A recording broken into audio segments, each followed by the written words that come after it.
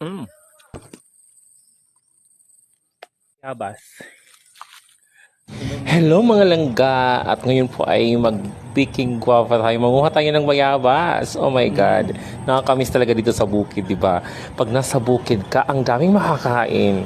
Ayan, nanguha ng bayabas. Sa bayabas, busog na si Angelico. Yan, oh my God, ang takaw. Nagkakalok. Thank you so much sa nag-invite sa akin dito sa sa Team Pudaka. Maraming salamat. O di ba? Nakapanguha tayo ng bayabas at nanguha din kami ng santol, mga langga. Yung mga santol naglaglagan na lang.